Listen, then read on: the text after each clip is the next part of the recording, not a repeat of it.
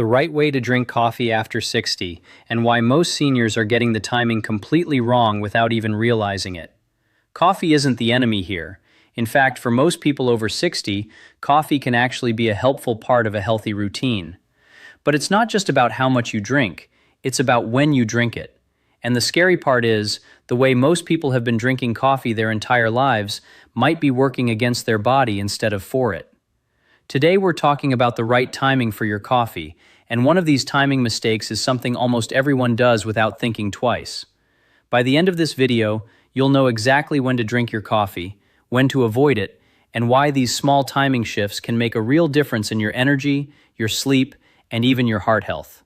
Before continuing, please subscribe to the channel so you don't miss any simple but extremely useful videos for your health. And if you have any questions or concerns about your health, feel free to leave a comment below. I will read and answer you. Number 1. The morning mistake. Most people roll out of bed and reach for coffee within the first 10 to 15 minutes of waking up. It feels natural. You're tired, coffee wakes you up, simple enough. But here's what most people don't know. Right when you wake up, your body is already producing a hormone called cortisol, and it naturally peaks in the first 30 to 45 minutes after waking. Cortisol is your body's built-in alertness hormone. It's part of what's called the cortisol awakening response, and it's designed to help you feel alert and ready to start your day, all on its own, without any caffeine. When you drink coffee immediately after waking, while cortisol is already at its peak, the caffeine and the cortisol are competing for the same receptors in your brain. This means you're not getting the full benefit of either one. Worse, when that natural cortisol peak fades around 45 minutes to an hour later, you've already used up your coffee's effect fighting against your own hormones, so you crash sooner and reach for a second cup earlier than you need to. Research on caffeine timing has shown that waiting until cortisol levels begin to naturally decline, generally 60 to 90 minutes after waking, allows the caffeine to work with your body instead of against it. This timing adjustment has been associated with more sustained energy throughout the morning and less of the mid-morning crash that sends people back to the coffee pot.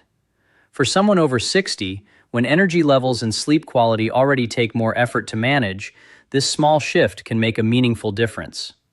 There's also a connection here to blood pressure that's worth mentioning. Cortisol naturally raises blood pressure slightly as part of its job waking you up. Caffeine does something similar. When both hit your system at the exact same time, right when you wake up, the combined effect can cause a sharper spike in blood pressure than either one would cause on its own. For someone managing hypertension, which becomes increasingly common after 60, that first thing in the morning double hit is worth paying attention to, since morning hours are already when blood pressure naturally tends to be at its highest point of the day. The fix is simple. Instead of coffee the second you wake up, try drinking a full glass of water first. Get some natural light if you can, maybe step outside for a few minutes, and then have your coffee somewhere between 60 and 90 minutes after waking. Some people find it helpful to use a simple routine as a placeholder, like brushing your teeth, getting dressed, and having breakfast first, which naturally builds in that delay without having to watch the clock. Others set a small timer or alarm as a reminder during the adjustment period, until the new timing becomes a habit rather than something they have to think about. The bottom line on morning timing: your body already has a built-in wake-up system, and giving it room to work before introducing caffeine means your coffee will work harder for you, not against you. Number 2, the afternoon mistake. This is the one that affects sleep the most, and it's something a lot of seniors don't connect to their nighttime struggles.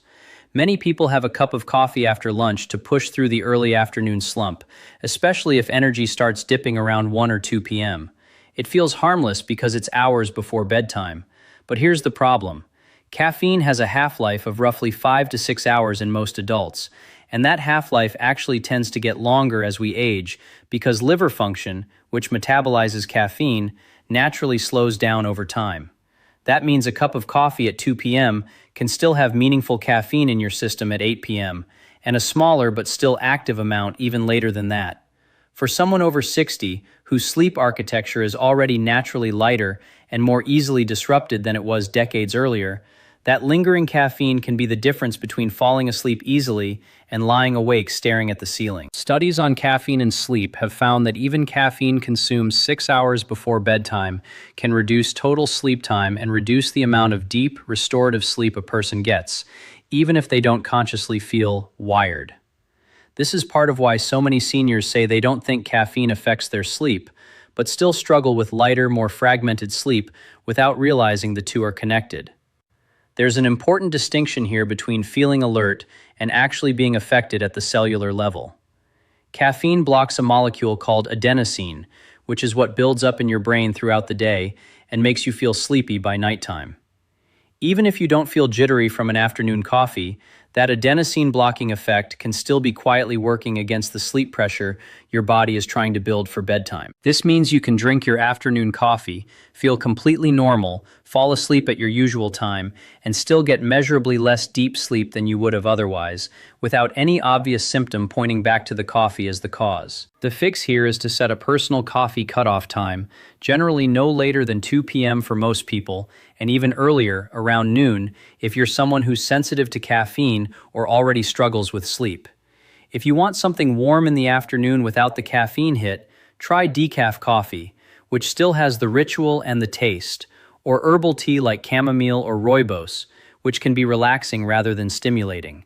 Some people also find that a short walk after lunch addresses the same afternoon slump that coffee is meant to solve, since movement and fresh air can be just as effective at restoring alertness without touching your sleep later that night.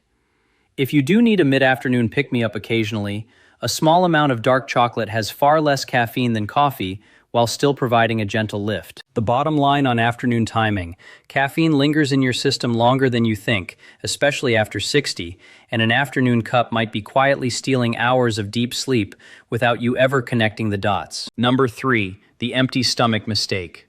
Quick reminder before we move on, if this is useful to you, hit that subscribe button so you don't miss the next one.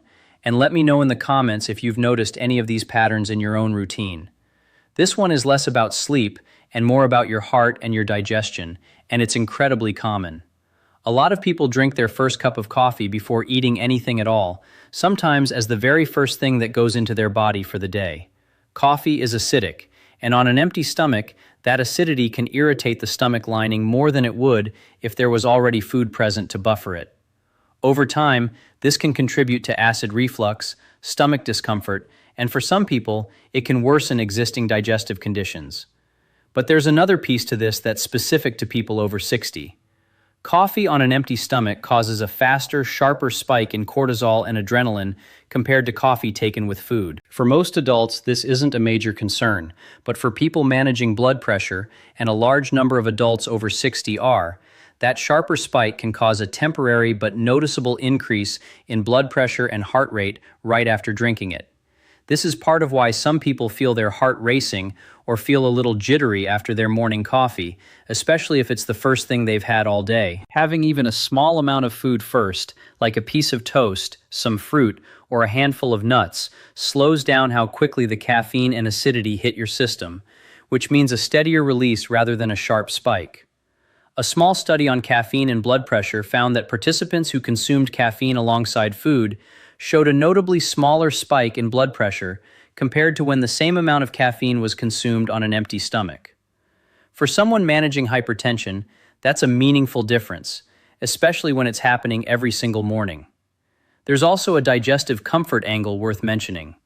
Many seniors who experience morning stomach discomfort, bloating, or a burning sensation assume it's simply part of getting older, when in reality it may be directly tied to the habit of drinking coffee before eating anything. Making this one adjustment, food before coffee rather than coffee before food, has helped a lot of people notice improvement in digestive comfort within just a week or two, without changing anything else about their diet. The fix is simple. Eat something small before your coffee, even just a few bites, rather than drinking it completely empty stomach. If mornings are rushed and a full breakfast isn't realistic right away, even something as simple as a banana, a small handful of almonds, or a slice of whole grain toast is enough to make a meaningful difference.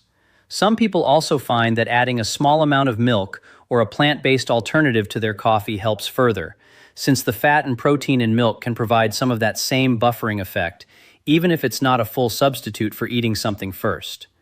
The bottom line on empty stomach timing. A small amount of food before your coffee can protect your stomach lining and prevent the sharper blood pressure spike that comes from caffeine hitting an empty system. Number 4, the medication mistake.